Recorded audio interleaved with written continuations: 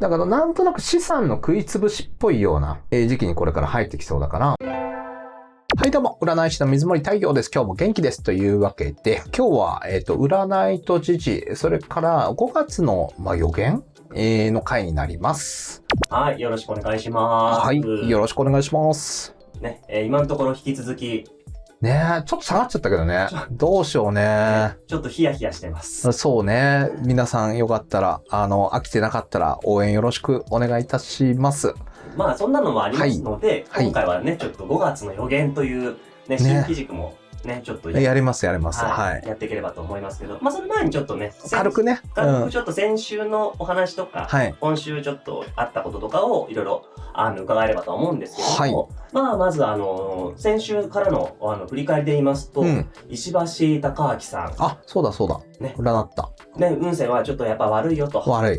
いうお話をしておりましたらば、まあいわゆる謝罪の、文章をちょっと、肯定したっていうことだよね。そうですね。ただ、自分も酔ってたから、実際にそれやっちゃったかわかんないけど、ただ、テンションも上がってたから、そういう不快な思いをさせたのは、間違いないと思うから、ちょっと申し訳なかったっていうお話、プラス、食道がんに加えて、咽頭がん。ああ、大変だね、本当にね。来年の前半あたりまで良くないような感じに出てたからね、回復するといいですね、本当ね。ゆっくりね、休んでね、していただければと思いますけどね。それで嫌な思いした人がね、いるのは事実だし、本人も認めてるから本当にね、安静してもらってっていう感じですよね。ですね。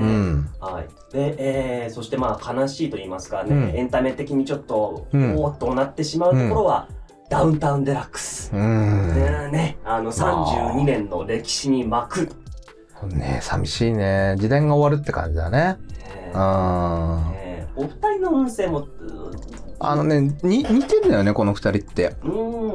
同い年で、生まれた季節違うんだけど、木の絵虎なんだよ。日韓が四柱推命で。だから、運命共同体みたいなところは、二人あるんじゃないかなっていう気はしますね。だから去年二人とも相当きつかったと思いますよ。だからね、浜田さんも体調を崩してとかなんかあったじゃないですか。二人ともだからしんどかったんかなっていう感じですよね。なるほどね。6月のね、26日で終了と。はあ、なるほどね。ということなので、最後は2人揃って出てくれるのかという。確かにね。どうなんだろう。ちょっと見るね。はい。先生術で、要は、魚座に土星がある時期、あんまり2人とも良くないような気がするんですよね。ちょうど今ですね。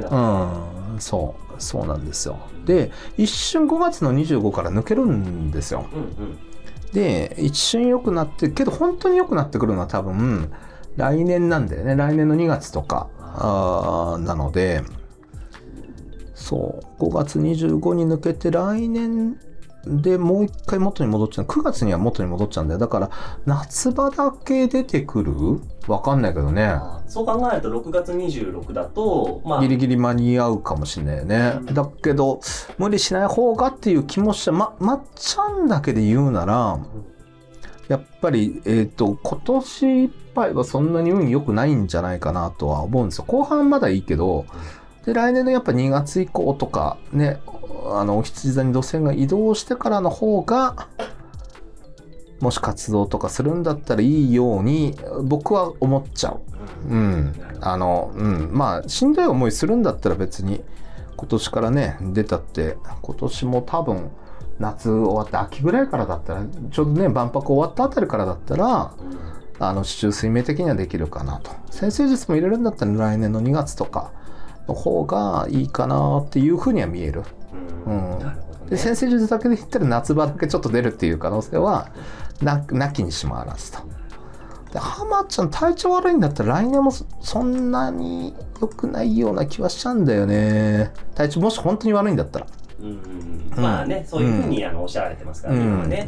だったら5行的にはまずいんじゃないのっていうふうには思うので、あんまりそういうことね言うのもどうかなって思うので、なんか本当にみたいに疑う方もいらっしゃったりしますからね。そうですね。どうしてもね。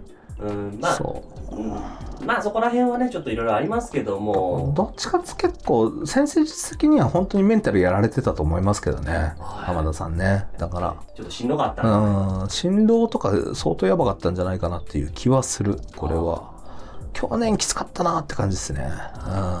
まあね、結構お一人でいろんな番組もね頑張ってらっしゃったわけですからね、それはまあしんどいはしんどいですよね。なるほど。まあちょっと6月最終回ね、お二人揃ってご出演とか見てみたいですけどね。いや世の中には見たくないっていう人もいるかもしれないよ。なんでそんな嫌なこと言うんですかちょっと見たいでしょ。いやけど俺がこれでさ「いや2人見たいです大好きです」って言ったら見損ないましたとかコメントつくかもしれないよ。確かにまあいろんなねご意見の方がねいらっしゃるからね難しいところではありますけどね、まあ昔ながらのね俺は好きですよ、けど一応笑いっていうか作品とか好き、別に、作品っていうかだからなんていうのコンテンツ、としては結構好き。はい。だし別に本とかも読んだことあるし楽しいなとは思います。でだから普段してたことは、実際に見たわけじゃないから何とも言えないっていう感じ。だし子供の時はちょっと苦手でしたよ。やっぱりなんかいいのかなみたいな。まあ僕もちょっとね見ててこんなの大丈夫？子供心コンプライアンス的にはアウトでしたよ。本当にそれこそさっきの石橋さんもそうですけど、そうね。だけどまあね逆にそういう世界が大人の世界なんかな嫌だけどまあそういうもんなのかもなみたいにちょっとチラ見せしてくれた、その飲みの席の悪ノリじゃないけど、それはやっぱりダウンタウンさんとかトンネルズさんだから免疫はつけてもらったかなみたいなね。まあ一つのね。そうお笑い芸人だからこそ見せられる形。そうあれ見てないといきなりね大学デビューでみたいな感じになったらやっぱり嫌な思いしたよ俺。大人になった時とか社会人になった時とか。なんか全然僕あれですよロスジェネ世代だから下と上に挟まれてみたいな大変ですね、めちゃめちゃ典型的なんでまあそういう意味じゃ免疫をねつけてもらったっていうのはあるけど下の世代はそんなに好きじゃないのかな。どうなんだろうね。いやでも、やっぱりお笑いのコンテンツを作ってきた人たちっていうところで、やっぱりリスペクトある人はいるよね。いると思いますよ。そうだから分かんないんだよね。ポリコレのノリがちょっと僕は読み切れないのでそうね、もちろんねその被害に遭われた方がいらっしゃって、それはきちんとそれはね、是正されていくべきだと思いますけど、まあでも一方でねやっぱりその芸能に対するね貢献であったり、多くのファンの方もいらっしゃるわけですから、なんかそこはなるほどなんか折り合いがつけばいいなとは思いますけどね。ほうどういうつもりだまたこっちがまとめようとしてるのにどういう笑いだそれは。サイコパスなんだ。怖っ。一人だけポジションを取らないようにするっていう。一生懸命こっちが丸く食べようとしてんのに、なるほどじゃないんだよね。ごめんね。止めるぞ。収録を止めるぞ。そうだね。次の話題行きましょう。次の話題ね。本当にひどい。まあでもそんなねエンタメ業界ではそんないろいろありますけれども、もうちょうどこのね収録の直前でございますね。できましたのがなんとローマ教皇フランシスコ死去というニュース、88歳ということで、日本にもねいらっしゃったことがあって、ハッピーを着た姿がねなんかね話題になったりとかしてましたけども、ちょっとお亡くなりになられて、ちょうどね日本では日本以外もそうですけども、教皇選挙の映画が公開中、コンクラーベってやつですね。コンクラベはごめん言いたかったやっぱり。でもわかるやっぱりね使い古されたネタだけどちょっと言いたくなる、そうね。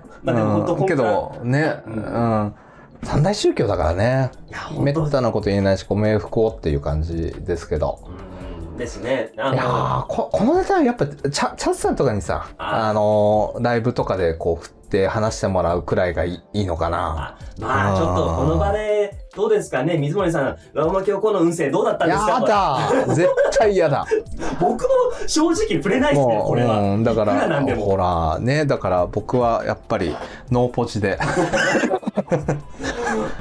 ずるいなっていう人もいらっしゃるかもしれませんが、なんかうちはその方針で、そう別にそう、いろんなほら宗教絡むと価値観がね、いろいろあるからね、何とも言えないし、ほら陰謀論とか、ね、よく紐付けられるじゃないですか、バチカンとか、どうしてもそれこそコンクラーベとかどうしてもね秘密がいろいろあったりするから、秘密がね、どうしてもねそういうふうに言われちゃうところはあるかもしれませんけど、いや実際あると思うよ。だけど実際あると思うけど、そんなことより予言やりましょうね予測ね、予測5月の予測ね、そうとかね、ちょっとやってそう扱えるほどの器は僕はないですないです。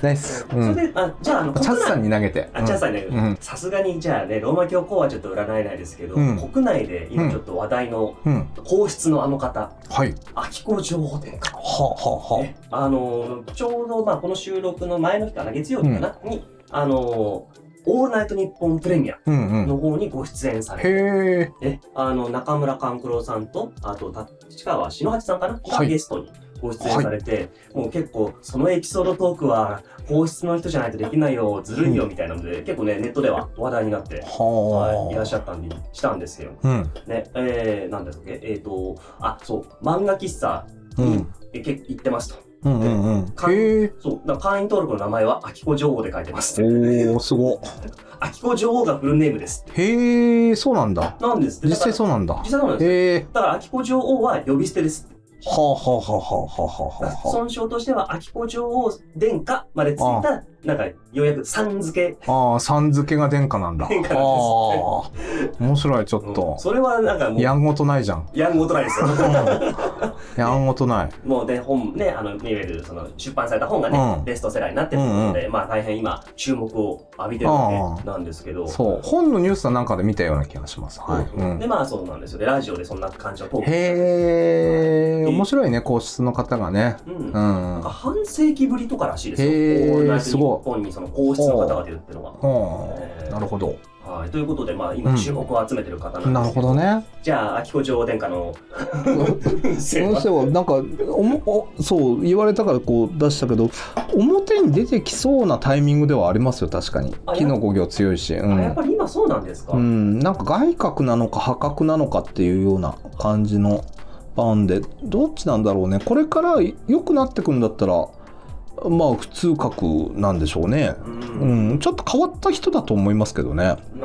でもね、こういうね、ご活動されてらっしゃる方ね、皇室の中でもね、やっぱり珍しいは珍しいでしょうから、やっぱりちょっと変わったところがあるのかなという気がしますけどね。そうだからこれから活躍するんだったら普通格なんだろうなって感じですね。今年とか表にものすごく出てきそうな年なんで、だからですかね。去年とか今年とか特にそうですよ。なるほどね。じゃあちょうどだからもうね、本もやっぱりベストセラーになって、こういった番組ご出演もあってというところですから、ちょうどだから今がそういう時期。そうですね。どんどん出てくるっていう感じですかね。へー。ちょっとそれはなんか楽しみというか、今後のご活躍にもね、そうですね。なんか大変僭越ながら注目をさせていただきます。そうだね。僭越ながらって感じで、そういう感じでございます。そうですね。はい。ということで、この1週間もいろんなニュースがございましたけれども、そろそろ。俺は本当は O3 とかの話したかったのかもしれない。O3 の話？O3 ってあれですか？ AI、チャット GPT の。そう。O3 なんか今そんなに、なんかすごいことになってるんですか？多分すごい。どっかでまとめてやるか。どっかで。そうね、それはそうですね。チャット GPT とか、触った方がいいっすよ、やっぱり。なんかね、ジェミニ 2.5 もそう。僕もね AI は、活用させてもらってますけど、そんなことになってるんですね。そうですね。予言するか、とりあえずね。予言しましょうか。はい。ということで5月の予言でございます。やっていければと思うんですけども、ちょっと新企画でございますね。そうですね。はい。もうすでにね、占っていただいてはいるんですけれども、ちょっと5月どうなるかっていうあたりをいろいろと。そうですね。これ撮ってるのが4月の22なんですよ。はい。で、この前、あれですよ。それこそさっき振ろうと思って、今度まとめてやろうかなって思ったら、オ O3、はいっていうのが一般でこう使えるようになってきたんだよね。チャット GPT の、はいはいまあ、推論の一番賢いやつ、はい、IQ130 以上あるんじゃないかって。まあ、あれすごかったんで、まあ、どっかで話そうと思うんだけど、それが火星と冥王星の、ポジションだったんかな、みたいな感じには思いましたと。はあ、なるほど。だから4月の下旬ね、いろいろあると。うん、で、他にも、だから災害もちょっと心配だなと思ってたんだけど、まあ、このままないこと祈って。で、4月29日かな、はい、まあ、どうなるかなっていうところなんだけど、流れ的には29日あたりから5月9日あたりって、まあ、残念なゴシップがね、特に芸能とか、これのぶり返しとか、実態がわからないような修文とか、ろくでもないネタがゴールデンウィーク結構飛び交うかなっていう感じには出てるかな。じゃああれですか、またね、このね、さっきも話してたダウンタウンがとか、トンネルズがとか。日本だとそうじゃない？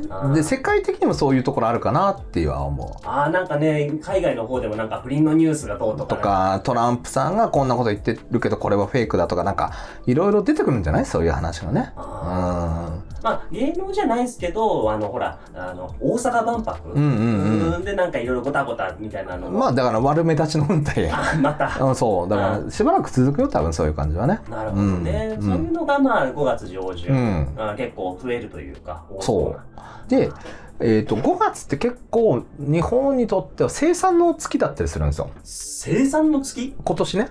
はあ、蛇の月になるから5月5日から、6月かな、6月5日かな、あたりまでは、結構、なんていうのかな、まあ生産だね、本当に。はあ、生産。っていうことは、なんか、答え合わせみたいな。そう。この5年くらいかな。それこそコロナ禍に入った2020年から5年間、日本人がどういう風に生きてきましたかみたいなの生産の月ですよ。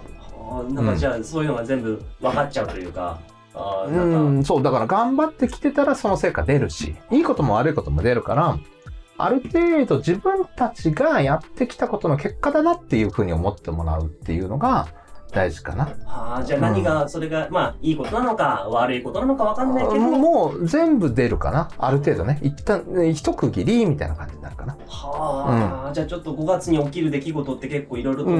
大事かなと思います。だからまあ、それぞれの努力とか、それぞれの、まあ、怠惰、それぞれの認識ミスとか、わかんないけど、何がきっかけになるかわかんないけど、まあ、日本人がやってきたことっていうのが、ある程度、ちょっとだけ出るかな。なるほどね。だからいい成果でね、万博とかで出るんかもしれないし、全然違うかもしれないしっていうところで、それが5月5日からの流れです。それは個人の生活とかでもそれが出てくる可能性はあるんでしょうか？もうちょっと社会的な出来事かなと。世の中的な。なるほどね。で、まあ上旬、まあ12日あたりまでは政治のゴシップもだんだん出てきて、ゴールデンウィーク明けあたりからね。で、まあ特に10日から12日あたりは政治系も出るんじゃないかなとは思います。だから社会正義みたいなのが、まあニュースとかで、出てくるかなっていう感じ。で、まあ中旬って言わせてほしいんだけど、13から18あたり。特にね。で、ここが、要は日本にとって良くないって、去年上げた、運命の3年みたいな動画とか、2025年の運勢みたいな動画とか、僕毎回言ってるでしょ、5月。毎回5月は、この時期は日本にとっては結構しんどいぞと。で、特に絞るんだったら、5月13から18かなっていう感じなんですよ。その時期って何がどうなるんですか？これも難しくて、なんだろうな。僕のやり方って四柱推面と、それから西洋占星術と、インド占星術のちゃんぽんなんだよね。時々シビト数も使ったりすると。で、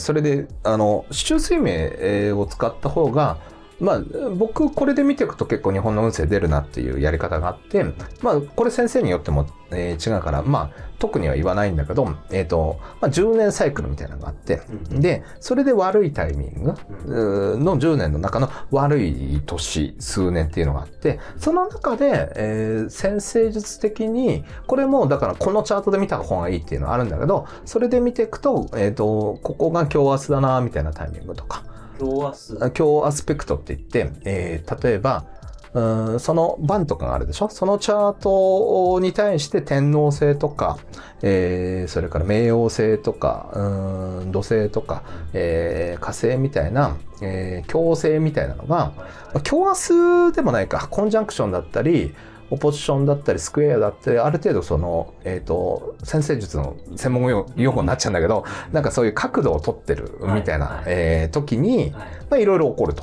なんか嫌な星が嫌な位置に来てるなみたいな時にわってなっちゃう。そうで100年くらいは一応検証してて、まあこうだなっていうのがあるんですよ。それとインドとかでインドのまあ年間チャートみたいなんで、インド占星術にも春分図みたいにね1年見るのがあって、で西洋占星術の春分図も合わせてみたいな感じで見てるんです一応ね。複合的にはいそう。なるほどね。それで組み合わせてやっぱり見ていくと、この5月のこの、まあ、中頃というか。あんまり良くないんだよね。で、毎回そうじゃないけど、最近だったら、2024年の1月上旬がその時期だし、ってことは、僕の記憶してる限りだとその時期って能登の方そうとか飛行機の事故とかあったよね。そう、それから、2020年の、4月ぐらい2020年の4月だから緊急事態宣言の頃だよね。それからその前が2016年の4月で、その前が2011年の3月とか。もう分かりやすいじゃないですか、そこは。だから大体この辺だなっていうのがあって、でどちらかというとそこまでひどいのは2026年の7月とか27年の5月とかの方が僕はちょっと微妙だなと思ってるんですよ。もう結構大変だぞっていうのが来るのは、むしろ来年再来年の、だけど今年もちょっとまあ危ないなと思ってるのが今言った13から18、まあ中旬ぐらいって言っときたいかなっていう感じなんだけど、で情報の混乱みたいな感じもあるから本当に表に出てくるのかなっていうのがあって、だから地震とかだったらもうちょっと派手かなみたいな感じなんだけど、まあ要警戒なのこの時期なのね。で実際に自分が占う時っていうのは液を出したりするんですよ。断液っていうか。で例えば2023年3年の1月か、24年だっけ、24年の1月だよね、がやっぱり微妙だったから、自分に害がないかと本当現金でしょ。まあでもね、自分にとってね、どういう影響があるかなを見ておくっていうのは大事ですね。そういう時は断液とか立てるんですよ。で西で自分には害ないなみたいな確認して、そうでもなんか嫌なこと起きそうだな、嫌だなっていうくらいだったんだよね。でまあタイミング絞るっていうのもあれ結構難しくて、1日ジャストは無理かな。だから6日前後、まあ幅広く見るんだったら10日とか1月6日前後だったんだよね、あの時ね。で10日くらいで見て、で水星逆行とかステーションとか見ると1日2日あたりまで絞れるかなくらいだったんですよ。だからまあ技術的な話だけどね。そうでまあそんな感じだったんですよ。で、今回も液をじゃあ出してみますか。はい。お願いします。じゃあはい。じゃあちょっとこれで、毛を立てますと。これはどうなんだろう。近そうな気もするけど、西とか北西とかかなっていう感じだ。で、まあ東京から見てっていう感じですよね。で、近いような気もするけどって感じで。地震かな、ちょっとね、西だとは思うけどなくらいの感じで、なんかあるとしたらね。で、隠れてる感じなんですよ。けどかなり強いので、問題として浮き出てくるみたいなイメージなんですよね。じゃあもし何かその物理的にそれこそもう災害的な部分だとすれば西とかそっちの方だし、そうじゃないとすれば隠れてるものが何か出てきちゃうって感じだね。出てきちゃうっていう感じだなと。あんまり良くはないですよ。日本にとってプラスではないだろうとは思いますね。わかるかな、隠れてるからね。で情報を錯綜してるから、まあ例えばWHO の、パンデミック条約とかに批准するとか、そういう話なのかもしれないし、天災とか万博なのかもしれないし、ここら辺ちょっと分かんないよね。まあ、だからちょっとやっぱり日本全体を揺るがすような可能性があるような何かきっかけの一つで、分かりやすいのは多分9月の頭くらいだと思うんですよ。今年だったらね。今回はちょっとだから隠れてる可能性が、分かりづらい可能性があるけど、9月の頭はもうちょっと分かりやすいかなとは思いますと。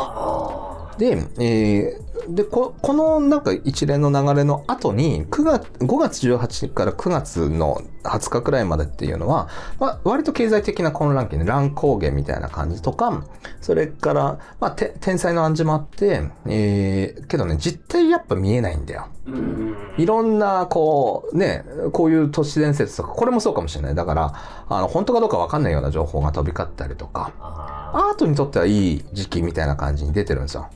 これから、4ヶ月くらい、アート的な部分とか、とか、そういう時期なんですよ。で、その中でも移行期がこの5月18から6月の、4日くらいっていう感じなんですよね。で、だから5月の下旬っていうのは、どちらかというと、ここら辺から、イメージはね、ちょっとね、煽られるような感じなんですよ。煽られる？それから一般庶民にとっては良くないし、若干病気っぽい暗示が出てるのが僕は心配はしてると。コロナとか経験したしね、この5年ね。だからなんとなく資産の食いつぶしっぽいような時期にこれから入ってきそうだから。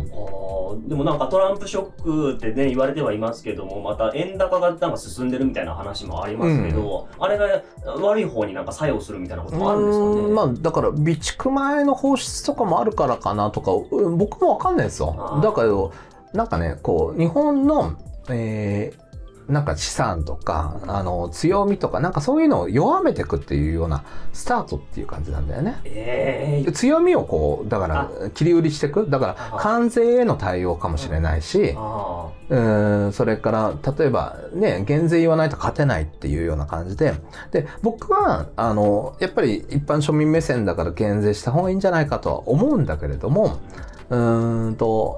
減税をすると庶民の懐が潤うんですよ。で、みんな多分生活苦しいと思うんだよね。だからそれがいいだろうとは思うんだけど、金持ちとか偉い人的にはさ、庶民に投資してどうするのっていうすごいシビアな目線もあったりするわけですよ。なんか辛いですね、それもね。そいつらに金配ったところで生産するんかいっていう、もう嫌だよね。いや、俺そういうやつ嫌いなんだけど、そういう視点も世の中にはあると。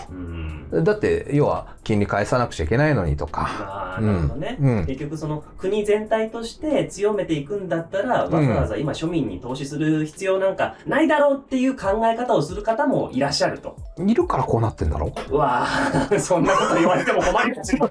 そんなこと言われても困りますよ、僕は。そうなんですかって聞いたんですから。俺あんまり好きじゃないんだけど。僕も嫌ですけど。どっちかっていうとね。どっちかってそんなに好きじゃないんだけど、だけどそういう意味にも取れるかなとは思うから、そういう意味じゃ悪くはないのかな。難しいねっていう感じだよね。なるほどね。これからだから1ヶ月とか、なんか6月とか7月とかに向けてそういうような流れになっていくっていうことだから、そういうタイミングかなとは思います。で、5月の29前後もちょっと微妙なんだよね。29も月末近辺ですね。だからこれもなんだろうな。やっぱり庶民の問題とか、疫病とかじゃなかったらいいけどね、ほんとね。そういうのだったらちょっと困りますね、本当にね。そんな風には出てるかな。これが今回の5月の予言と。そう。あんまりいいこと言わなかったね、俺ね。びっくりするぐらいなかったですね。もう僕も聞きながら、しんどいなって思って聞いてましたけども。頭の方はまだいいの。だから、芸能ゴシップでワーキャー言ってる時の方が楽しいよね。僕もそれそうっすねとも言いづらい。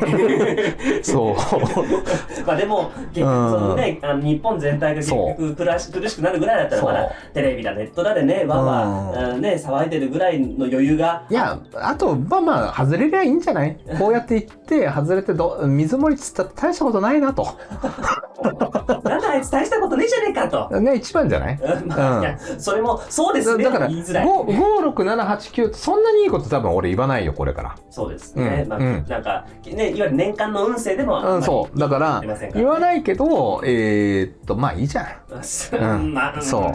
雨降ってる時は雨降ってるんだし、別にその時期の過ごし方とかあったりするから、まあ、もし天才かどうかは分かんないけど、ちょっとやっぱり、あんまり良くないかなとは思ったよと。で、そうだね。まあ、備蓄をしたりとか、まあ、それぞれの守り方、していったらいいんじゃないかなとは思います。まあまあね、実際いつ起こるかわかんないですけど、起こってから駆け込んできてもね、ね、しょうがないですからね。だから、確率の高いところはなんとなくはわかるわけですよ。だから5月の中旬とか9月の上旬とか、まあ8月の頭、7月の上旬、中旬となんかあるんだよね、細かく。だけど6月24も微妙か。まあだから、これからいくつかあるんですよ。なんかさらっと増えたんですけど、今。ポンポンポンってこう、あるんだよ、なんか。だけど、まあね、だからタイミングはわかるけど、何かとかね、僕そんなに解像度高くないんで、なんかキーワード並べる人とか、なんか信じた方がいいんじゃないのっていう。いや、それも、そういう人がいるんですかも言いづらいし、まあまあね、いろんな方がいらっしゃいますけど、まあ、うちのね、水森さんのアドバイス僕のやり方こんな感じ。僕のやり方こんな感じですね。これを見て、じゃあ、ちょっとここ参考にしようって思える方は、ぜひそれは参考にしていただければと思いますので。そうだからなんかとクロスチェックしてさ、災害はまあコメントあったからさ、地震とか占ってほしいみたいな、なんかありましたね。嫌だよって思ったんだけど、だからやったよ、やった。でとりあえずなんだろうな。備蓄をしとくとかの方が大事だし、避難経路調べとくとか、防災が大事です。普通にね。で、防災はいつだって大事です。日本に住んでる限り。それはそう。そう。だから、防災をちゃんと意識しましょうねっていうことかな。あとは、なんとなく確率的にね、レアガチャキャンペーンみたいなのあるじゃん。それでピンとくると思ったら大間違いですよ。そう。だからなんかこう、そういうガチャが出そうなタイミングは一応、それはね、それなりの精度あるから。なるほどね。まあ、そういうなんか、おっていう瞬間は、まあ。そう。言っとくんで、まあ、ご自身で対処してくださいっていう感じかな。まあ、そこは生かしていただければと思います。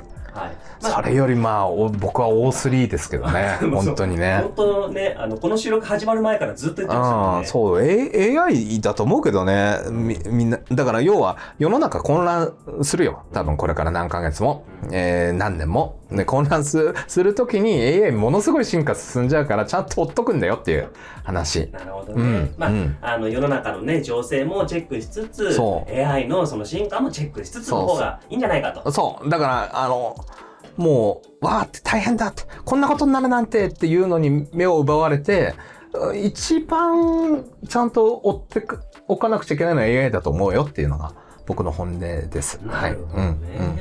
まあ、このあたりはね、またいろいろな他の動画とかでもね、お話できればと思っておりますので、またね、それはお伝えできればと思います。はい。ということで、今週はですね、まあ、時事ネタと、それから5月の予言ということで、お届けしてまいりました。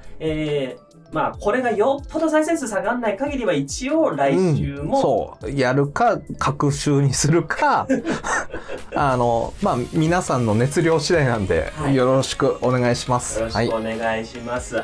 皆さんの拡散が本当に頼りでございます。コメント高評価よろしくお願いします。よろしくお願いします。視聴維持率って時間とかも大事だし、サムネのクリック率とかも大事らしいんで、つけっぱなしにしといてください。そうよろしく。見なくていいからつけっぱなしにしてください。ぜひぜひ。よろしくお願いします。ということで、また次回お会いいたしましょう。ありがとうございました。またね。